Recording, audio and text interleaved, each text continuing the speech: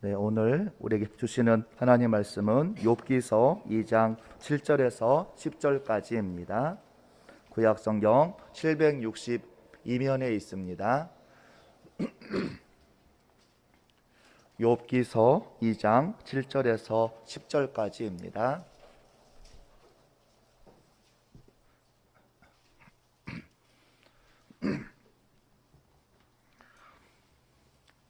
제가 봉독하겠습니다. 사탄이 이에 여호와 앞에서 물러가서 욥을 쳐서 그의 발바닥에서 정수리까지 총기가 나게 한지라. 욥이 제 가운데 앉아서 질그릇 조각을 가져다가 몸을 긁고 있더니 그의 아내가 그에게 이르되 당신이 그래도 자기의 온전함을 굳게 지키느냐? 하나님을 욕하고 죽으라.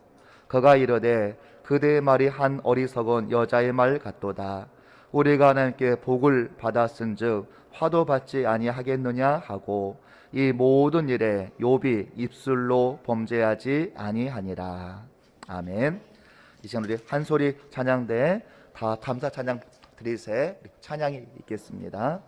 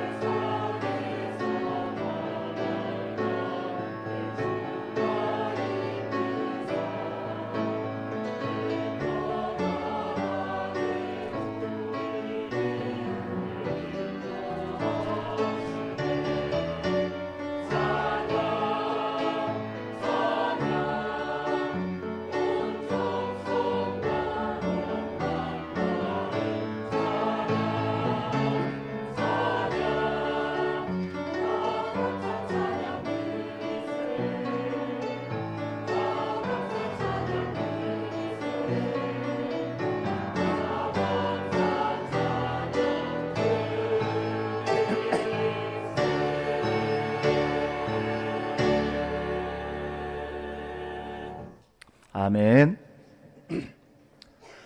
제가 엊그저께 다른 교회 지휘자님을 만났습니다.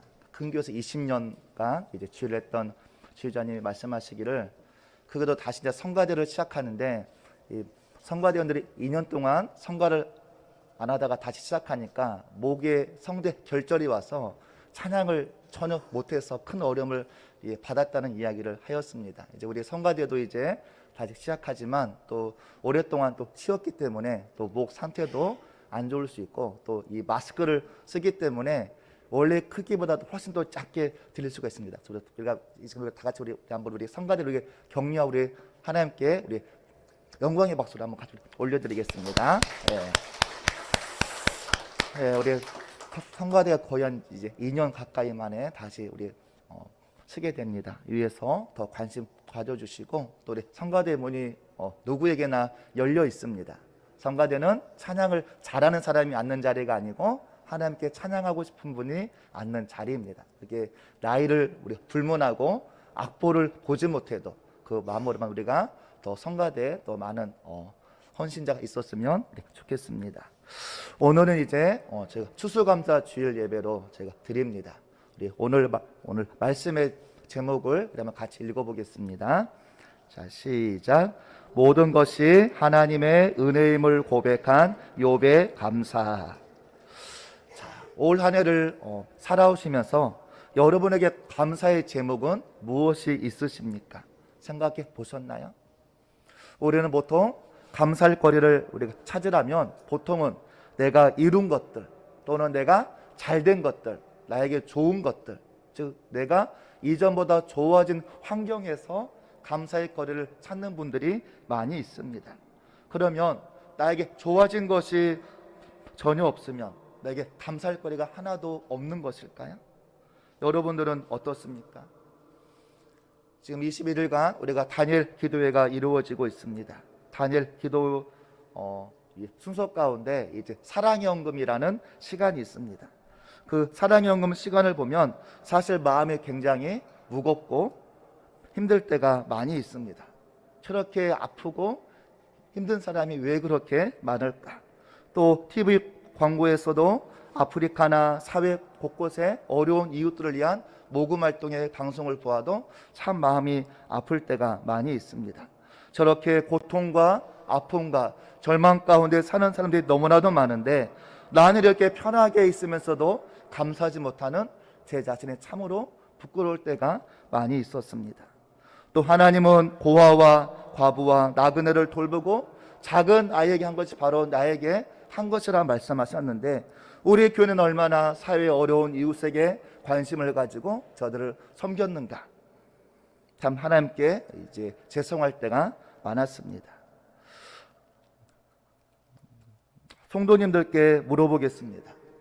아침에 일어나서 내가 눈을 뜰 수 있다는 것에 감사해 보신 분, 오늘 아침 일어나서 내가 걸어서 화장실에 갈 수 있다는 것에 감사해 보신 분, 내가 힘든 일상이지만 일할 수 있는 직장과 일터가 있다는 것에 감사해 보신 분, 우리는 하루 숨을 쉬며 하루를 시작하고 누구와 만나서 인사하고 악수하고 이 낙엽이 지는 거리를 걷고 누군가 만나서 즐겁게 이야기하고 이 계절의 변화를 느끼는 것, 이 모든 것들이 우리에게 얼마나 큰 축복인지 모릅니다.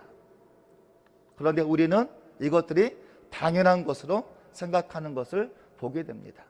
이번 다니엘 기도회 때 가장 히트를 쳤던 이 찬양 가운데 은혜라는 찬양이 있습니다. 이 찬양 가사를 보면 중간에 당연한 것 아니라 은혜였어 라는 가사가 있습니다. 당연한 것 아니라 은혜였어. 우리는 아침에 눈을 뜨고 호흡하고 내가 보고 듣고 말하고 아침 해가 뜨고 아침 해가 지고 내가 일하고 이 계절의 변화가 되는 것을 우리는 다 어떻게 생각하죠? 당연한 것이라고 생각합니다. 그러나 이것들이 내가 이 땅에 태어나 내가 누려왔던 모든 것들이 당연한 것이 아니고 하나님의 은혜였음을 우리가 고백할 수 있기를 간절히 바라겠습니다. 모든 것이 내게 당연한 것이 아니라 하나님의 섭리였고 하나님의 인도하심이었고 하나님의 돌보심이었고 하나님의 은혜였음을 우리가 고백해야 하는 것입니다. 모든 것이 하나님의 섭리였고 하나님의 은혜라고 고백할 수 있는 사람은 어떤 환경에 처할지라도 저가 감사할 수 있는 것입니다. 내가 돈을 많이 벌고 내가 좋은 집에 살고 좋은 직장에 다니고 내가 하는 일들이 잘 되어야만 감사하는 것이 아닌 것입니다. 높은 산이 거친 들이 소막이나 궁궐이나 내 주 예수 모신 곳이 그 어디나 어디죠? 네. 내가 어떠한 삶을 처하든지 내 주 예수를 모신 곳이 그 어디나 하늘나라. 우리가 가사로만 고백할 것이 아니라 내 삶으로, 내 마음으로, 내 생각으로 우리가 고백할 수 있기를 바라겠습니다. 하나님을 모신 사람은 모든 환경을 초월한 행복을 누릴 수 있으며 그로 인해서 우리가 감사가 저절로 나올 수밖에 없는 것입니다. 오늘 말씀의 이제 주인공인 욥은 참 감사할 수 없는 환경에서도 감사했던 사람입니다. 욥이 고난을 대하는 그의 삶의 자세를 보면 우리에게 많은 것을 느끼게 하고 참 우리를 부끄럽게 합니다. 우리 욥이 어떤 사람이었나 우리 1장 우리 1절 우리 후반절을 같이 한번 우리 보겠습니다. 1장 1절 후반절에 보니까 욥의 우리 네 가지 신앙 인격을 보여줍니다. 온전하고 정직하고 하나님을 경외하고 악에서 떠난 자더라. 여기서 온전하다 이 말은 히브리어로 탐이라는 단어입니다. 완전하다, 흠이 없다라는 뜻입니다. 이 말은 곧 욥이 죄가 없다라는 의미가 아니라 저가 도덕적으로 자질이 훌륭한 성품을 가진 사람이라는 것을 보여줍니다. 또 저가 정직하다 이 말은 제가 사회생활에서 이 도덕적으로 강직한 성품, 즉 저가 이 생활 속에서 하나님의 이 정의를 행동으로 옮기는 사람이라는 뜻이 있습니다. 또 하나님을 경외하다 그 말은 이 종교심이 깊은 사람, 신앙심이 깊은 사람이라는 의미가 있습니다. 악에서 떠난 자였더라. 여기서 이 떠난다는 말은 이 피하다는 말이 있습니다. 악을 행함으로 얻어지는 이 결과시대가 피한다라는 뜻입니다. 거기다가 2절에 보니까 아들 7과 딸 3 모두 10명의 자녀가 있습니다. 고대 사회에서 이 자녀가 많다는 것은 하나님께서 주신 복 가운데 최고의 복으로 뽑습니다. 또 3절에 보니까 그에게 수많은 이 재산이 있습니다. 양이 7,000마리요, 낙타가 3,000마리요, 소가 500결이. 한 결이는 이 2마리를 말하기 때문에 소가 1,000마리, 암나귀가 500마리 정도 많이 있었으니 이 사람은 동방 사람 중에서 가장 훌륭한 자라. 여기서 가장 훌륭한 자라는 말에는 두 가지 의미가 있습니다. 재산이 가장 많은 사람이더라 라는 의미가 있고 인격적으로 가장 훌륭한 사람이더라 라는 의미가 있는 것입니다. 심지어 제가 이 4절에서 5절을 보면 아들들이 생일을 맞이해서 이 누나들을 초대해서 잔치를 벌이면 그 다음날 욥이 반드시 자기 자녀들을 다 불러서 하나님께 번제를 드립니다. 번제를 드리는 목적은 자녀들이 혹시 이 생일 축하하다가 이 부지불식간에 하나님께 범죄하거나 하나님께 영광을 가린 일이 있을까봐 회개의 번제를 드리는 것입니다. 즉 자녀들의 이 성결한 삶을 유지하기 위해서 최선을 다하는 아버지의 모습을 보여줍니다. 이런 욥을 5절 끝부분에 보니까 뭐라고 나와 있냐면 욥의 행위가 항상 이러하였더라.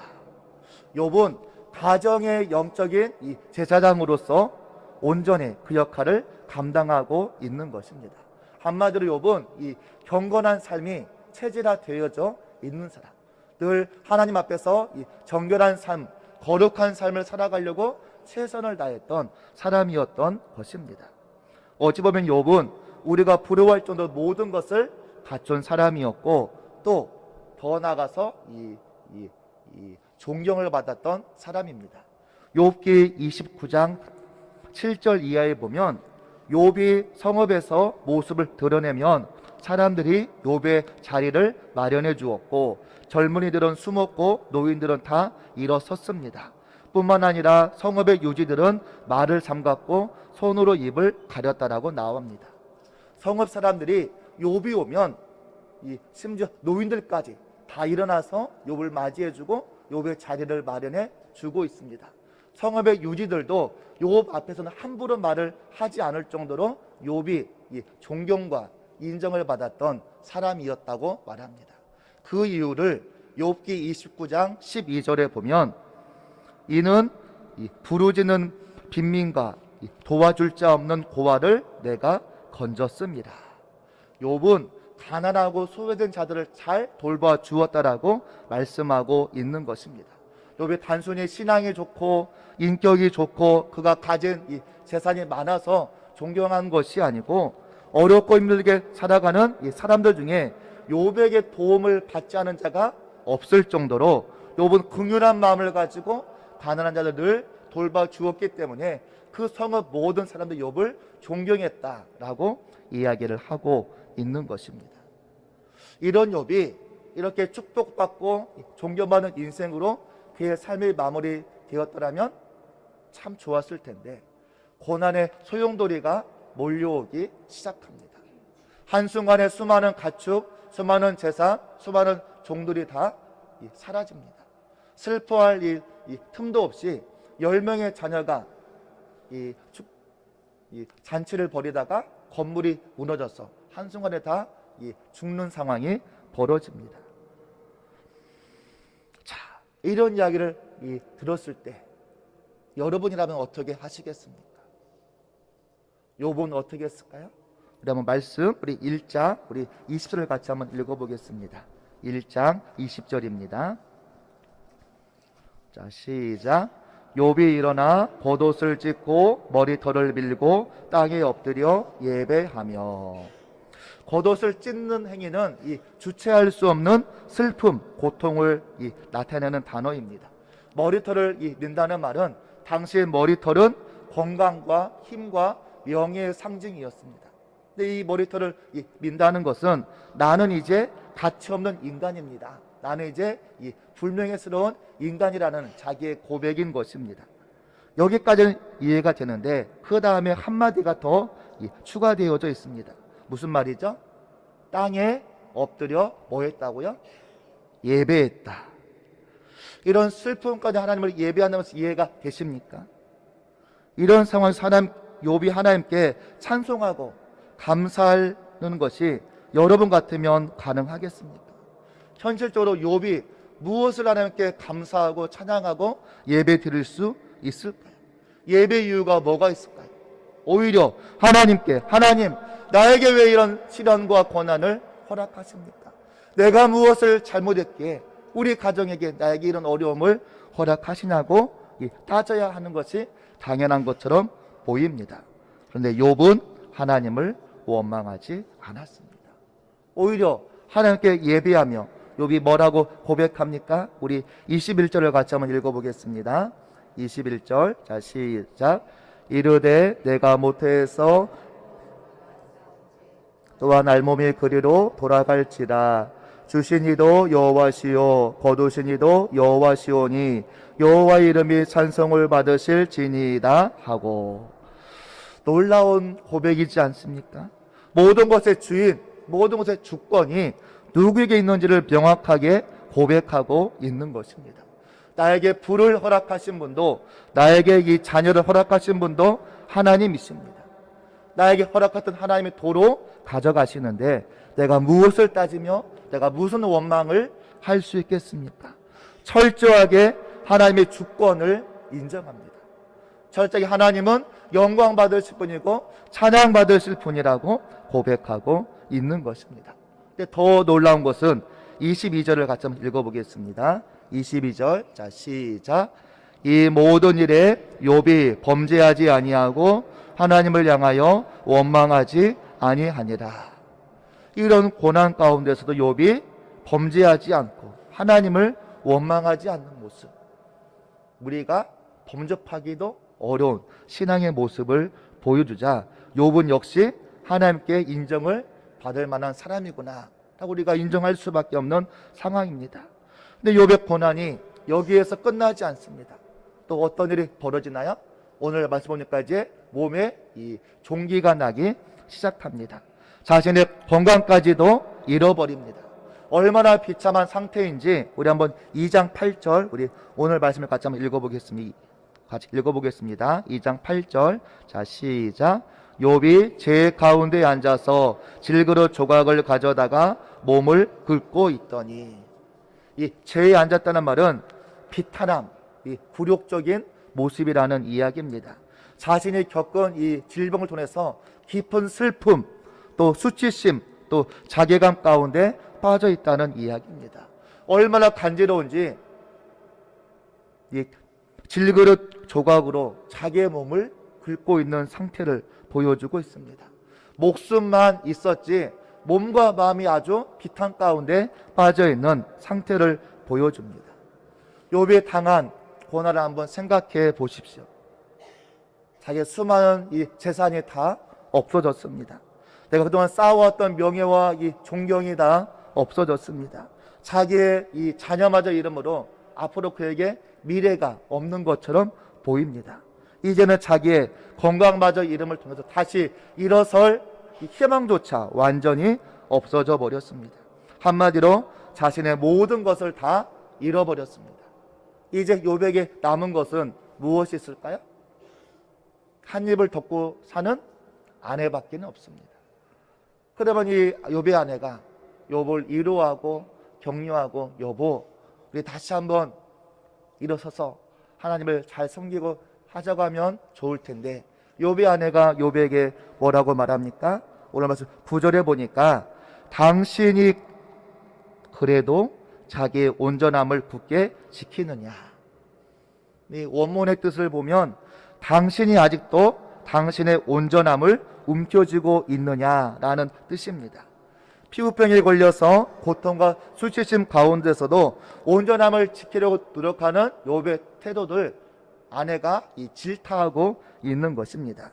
왜냐하면 당시에는 몸에 심한 피부병은 하나님의 저주를 받은 사람, 하나님의 심판을 받은 사람이 걸린다는 그런 인식이 있었기 때문입니다. 즉 욥의 몸에 이 종기가 난 것은 욥이 하나님의 이 저주를 받았고 하나님의 심판을 받았다고 생각하고 있는 것입니다. 그래서 결국 욥의 아내가 욥에게 뭐라고 말합니까? 하나님을 욕하고 죽어라 라고 말합니다. 이 해석이 조금 아쉬운데, 여기서 욕하다는 단어는 이 찬양하다라는 히브리어의 이 바라크의 명령어입니다. 그래서 즉 하나님을 찬양하고 죽어라, 이 말은 그래도 내가 하나님을 찬양하겠느냐, 차라리 그냥 죽어라 라는 그런 의미가 있는 것입니다. 자, 재산을 한순간에 잃었을 때도, 애지중지 키웠던 이 자녀마저 죽었을 때도 별 말이 없었던 욥의 아내가 욥이 건강을 잃어버리자 아주 심한 말을 하고 있습니다.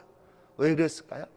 이제 욥의 아내가 욥을 볼 때 이제 욥이 다시 일어설 가망이 전혀 없다. 이제는 욥에게서 희망과 이 소망을 발견할 수 없다라는 이야기입니다. 그러니까 옛말에 건강을 잃으면 모든 것을 잃는다라는 것과 같은 해석을 할 수도 있는 것입니다. 욥의 아내가 보기에 이제 내 남편 욥은 이제 끝났구나, 다시 일어설 수 있는 희망과 가망이, 이 재산을 잃어버렸어도, 자녀를 잃어버려도 내 이 남편만 건강을 잘 유지하면 우리가 다시 일어설 거라는 희망이 있었는데 건강마저 잊어버리자 이제는 모든 것이 희망이 하나도 없구나, 그런 욥의 아내의 마음을 우리들에게 보여주고 있는 것입니다. 그런데도 욥은 어떻게 하고 있습니까? 하나님을 원망하지 않습니다. 왜 그럴까요? 오늘 말씀 가운데 원인을 찾아보면 욥의 신앙을 뭐라고 고백하냐면 온전한 신앙이라고 고백합니다. 온전한 신앙. 욥이 가졌던 온전한 신앙은 무엇일까요? 그것은 환경에 따라서 변하는 것이 아니라 어떠한 환경과 상황에서도 하나님을 신뢰하고 하나님의 주권을 인정하는 믿음을 저가 가지고 있었던 것입니다. 그래서 저가 이 재산을 잃고 자녀를 잃었을 때도 뭐라고 고백하고 있습니까? 주신 분도 여호와시요 거두어 가신 분도 여호와시라.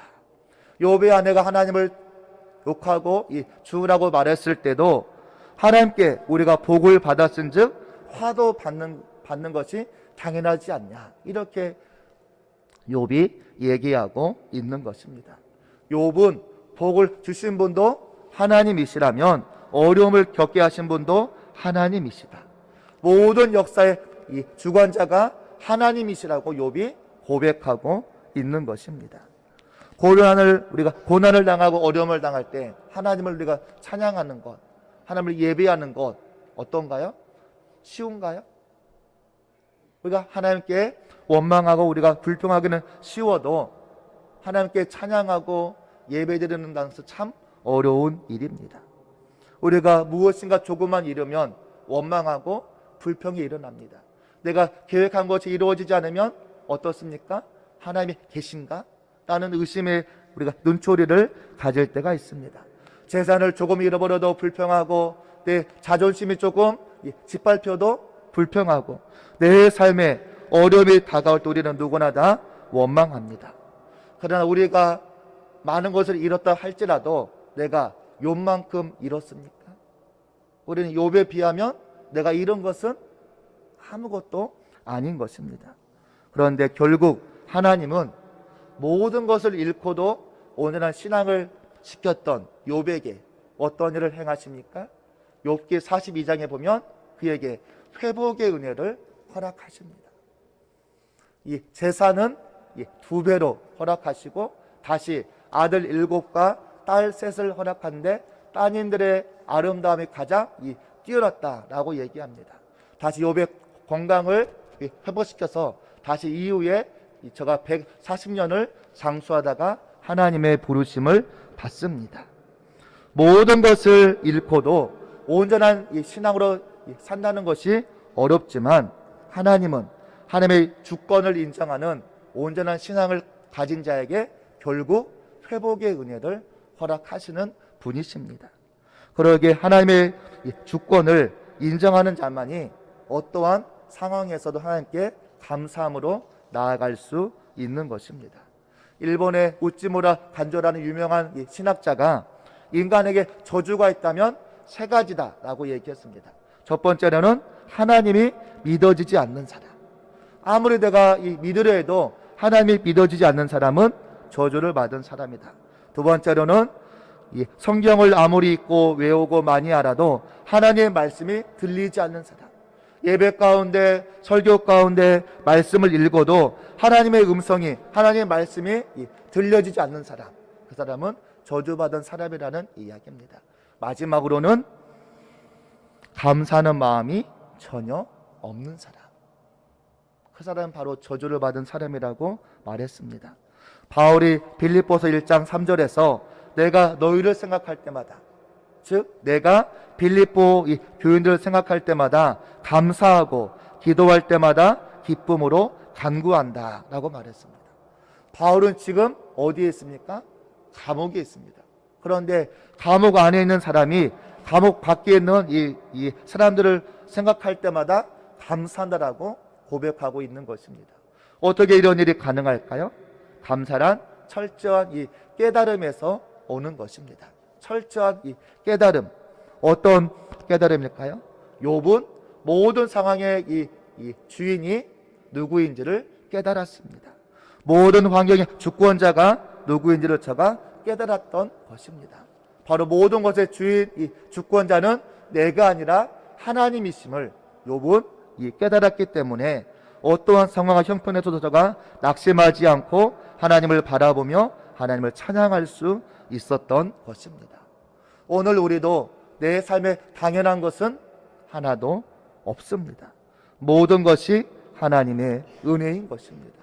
모든 것이 하나님의 은혜라고 고백할 수 있는 자만이 어떤 환경에서도 감사할 수 있고 하나님을 바라볼 수 있는 것입니다. 이로 인해서 우리에게 치유와 회복의 은혜가 임하는 것이고 하나님의 은혜와 우리가 축복 가운데 다시 우리의 삶이 나아갈 수 있는 것입니다. 이 시간 우리가 같이 우리 은혜 찬양 같이 우리가 나누고자 합니다. 이 찬양 우리가 가사를 보면 내가 누려왔던 모든 것들이, 내가 지나왔던 모든 순간이, 내가 걸어왔던 모든 순간이 당연한 것 아니라 은혜였어. 우리 삶에 다가온 모든 것들, 내가 아는 모든 것들이 다 하나님의 은혜임을 저희가 고백하며 나아갈 수 있기를 간절히 바라겠습니다.